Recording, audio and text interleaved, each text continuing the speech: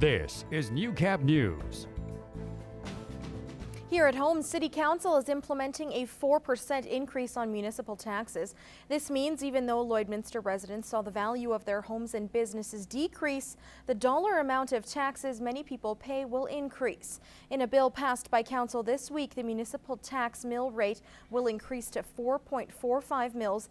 The capital project tax increases to 0.83 mils, while the seamless education tax will remain the same. The value of your home has gone down, is what the assessors told us, which we understand. The economy isn't as strong as it was. The mill rate is a function of that, followed by how much the city requires to operate the city. Provincial education taxes have also increased, which means, according to the city, the average person with a home valued at $350,000 will pay an extra $85 this year compared to last year's tax bill. Basically, you can figure 4% on your property taxes. And like I say, you'll have to take that into account to add the school tax increase as well. That's the important thing to remember, is the total tax bill does not go to the city. We collect it, but we don't keep it. Property tax notices will be mailed out before the end of the month and are due by June 30th.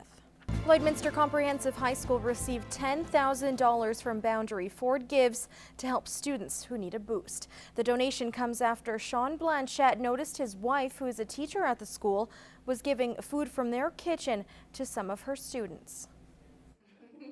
He definitely was noticing what was going on, and I just kind of said, it's unbelievable sometimes what the struggles that these students are going through that, you know, we don't sometimes realize until we have some conversations and dig a little deeper and find out what's happening. We talked about it a little bit, and I thought, well, there's a true need, and it's something maybe we can kind of forget about in a high school environment, that there are some hungry people out there. The money will be split between the breakfast program, toiletries, appropriate seasonal clothing, or whatever extra support students may need. We kind of get the feel for our community a little bit, and we definitely see certain pockets of our community that could use this support. Both Sean and Lisa say they hope they can keep doing this initiative for many years. Well, it wasn't your typical classroom setting for some students in the border city. They took to the Lloyd Ex for today's lesson, learning about the importance of farm safety. Brittany Matiga has more. More than 400 grade 4 students were shown safety demonstrations and participated in hands-on activities. Farm Safety Day event is to teach students or children the safety on the farm, if they visit a farm, if they live on a farm. Even if the farm equipment isn't running, the keys have been removed from the ignition of this tractor, the bucket is still lowering down and causing a danger. So we've learned about not going under buckets of the tractors, or also like squash part of your body or really hurt you, and about fire safety and fire drills to get out and fire plans. Click before you dig, because you don't know what could happen. You could maybe hit a pipeline or something, and it could like maybe go to a school or a house and maybe even blow up. The goal of the program is to educate students on the importance of agriculture and outdoor safety practices on more than 25 different subject areas, ranging from animal and grain safety to healthy lifestyles and hidden hazards on the farm.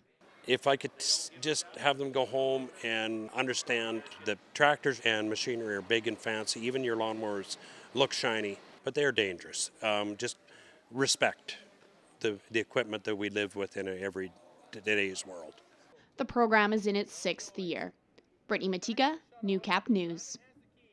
Jersey, a 3-year-old dog, and Reuben, a 3-year-old cat, are the stars of this week's pet project. Here's John from the SPCA with the details.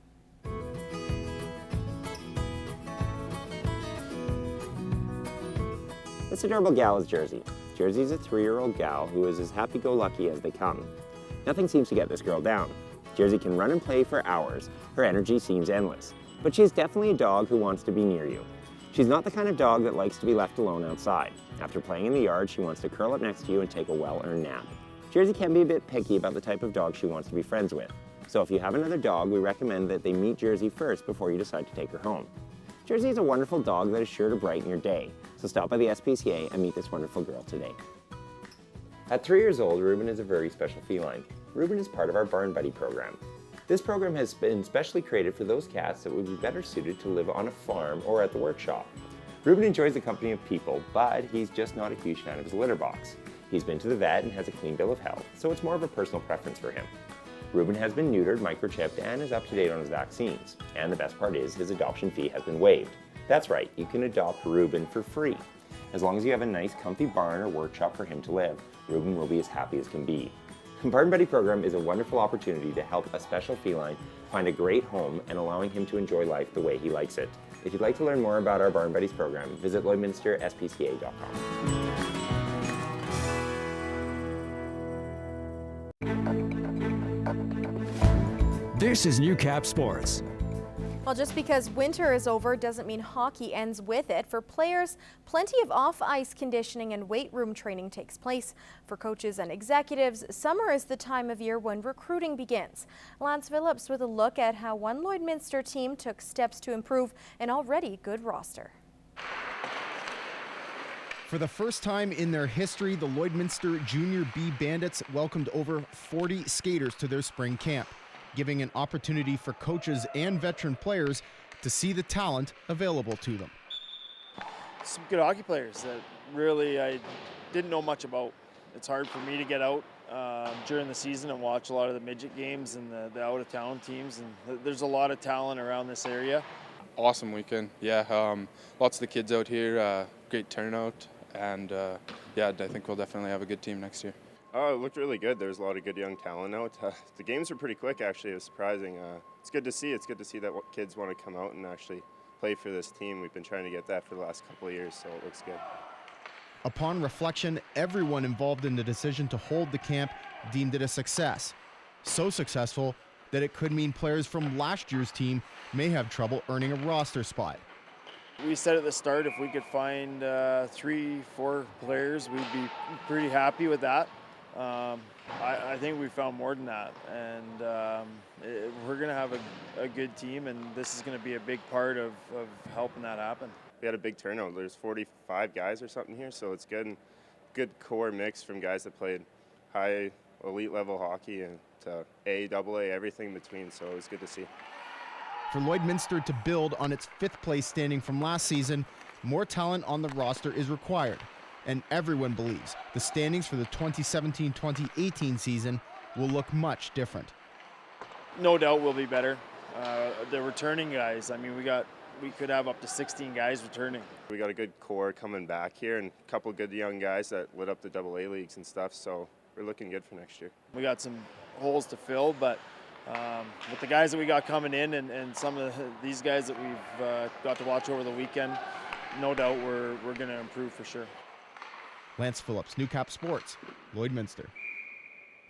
And the ice is out at the Civic, but the nets and boards are still in place. And although it's nets of a different variety, a fast-paced, exciting game is taking the place of hockey for the summer months. The Lloydminster Xtreme preparing for their first home game of the season Wednesday after a pair of weekend games in Edmonton to open their 2017 season. We went 1-1. We beat a team in Edmonton that we should have beat. Lost a tough one at Sherwood Park. They're a good squad. They've always been a good team, and I just don't think we played our best game and didn't work out well for us. But we got a couple weeks off there to work on some things that we definitely needed to work on, and hopefully they're ready to go here for Wednesday night home opener. Over the last 2 seasons, the Xtreme have lost in the second round of the Rocky Mountain Lacrosse League playoffs. This season, the team has championship aspirations, but that doesn't come without the team playing the way Murray believes it can. I hope that we start to play more of a team game. In Junior B Tier 2, it tends to be more of an individual kind of game. I strive to kind of have the ball moving, make things look aesthetically pleasing, not just have one guy running through a full team. I like when the ball's moving and everybody's getting a touch and everybody's scoring goals.